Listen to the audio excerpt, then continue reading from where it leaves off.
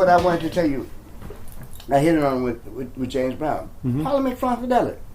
They can come right here in Dallas. 3,000 people be there a whole week. Every night, 3,000 black people.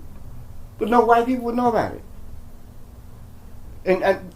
And that's what we have the responsibility of trying to bring all this information together so people can see. It's just like, here's Vernon Reed telling you straight out, ain't nowhere in the world, and he's black. And this boy, one of the few people, him and Jeff Lee, you can play something for them, and 2 years later they can play the same melody exactly the way they played it. And we're not talking about reading on music, but Ray Charles and Stevie Wonder like that.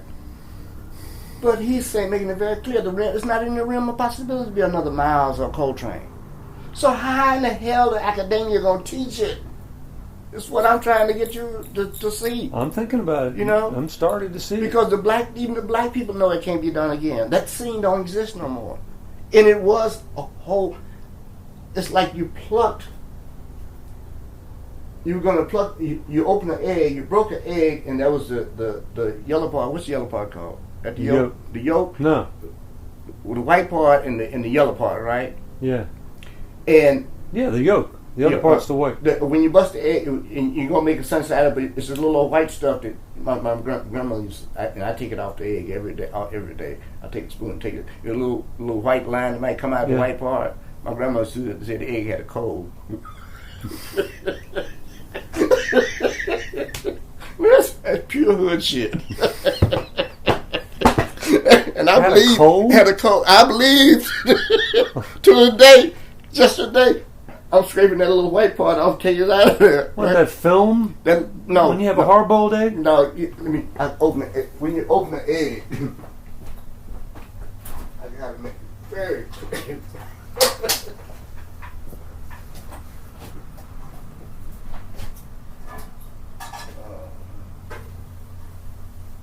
I don't have no clean frying pan shit. Anyway.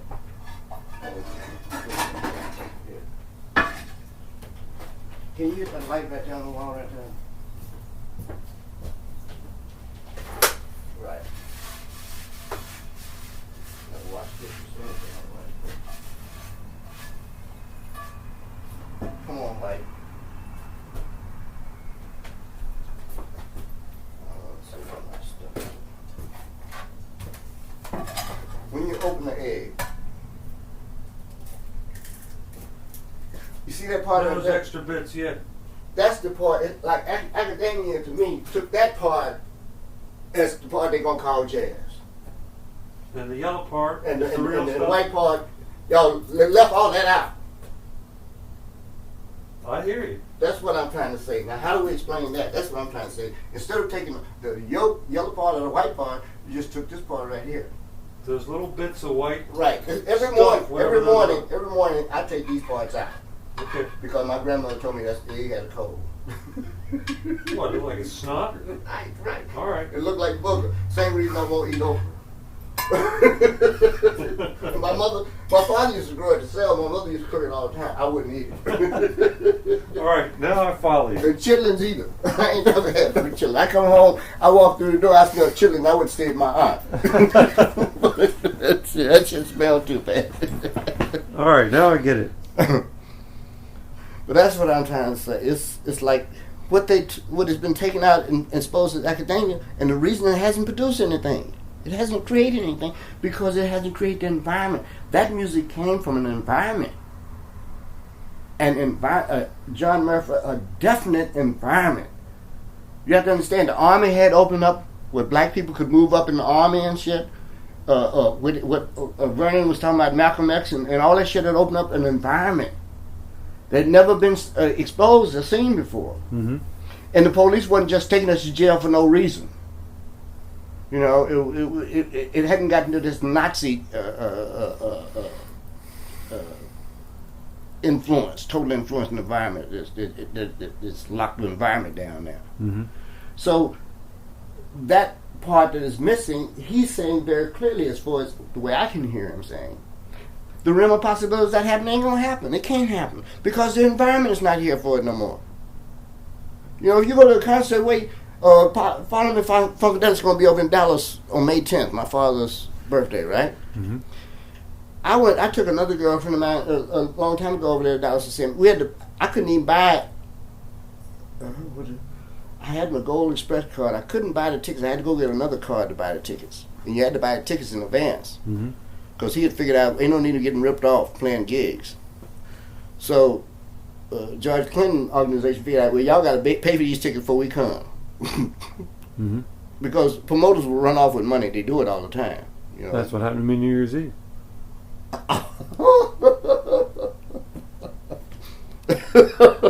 I know what you're saying. Well, when you're depending on paying your rent with that and eating with that money, it becomes a whole nother story. It's a bigger deal, yeah, I know. A whole nother story. And on top of that, you got to pay to get out the hotel. Like, first time I saw Ray Charles, that's the first time I ever heard about drugs. I told you about it. My father said, that's what that old heroin or dope do to you. What, sneaking out of the hotel? No, they couldn't sneak out the hotel, and they were strung out. They couldn't get no dope because they hadn't got paid. Man ran off with the money they played down on at night, the Ninth Street Hotel. And this is during Hit the Road Jack period. Mm-hmm. And they're all down there sick. And they can't check out the hotel because they can't pay the bill. Oh, that shit will have you laughing to death. But that boy, he'd have you laughing to death anyway. Philly Joe Jones. He was just a... I met Red Fox long before I met Philly, I think. Mm-hmm. But Philly was a funny motherfucker. The shit he do, he just had you dying laughing. You wouldn't believe this shit. But them people grew up in the circus. Mm-hmm. And they knew all these con games and shit people did. And Bill Lee's daddy, Spike Lee's daddy too. Mm-hmm. Bill Lee. When I used to work with him and Hardman, Bill Hardman, he still wouldn't use an amplifier, Mm-hmm. and would only play on a gut string, no wire strings. The purest. But I'm playing with him there. We were playing over in Brooklyn, that place where Miles got shot up at that time, where they shot up his Ferrari and shot at him at the same joint. We were playing there. I knew then that wasn't the future, though.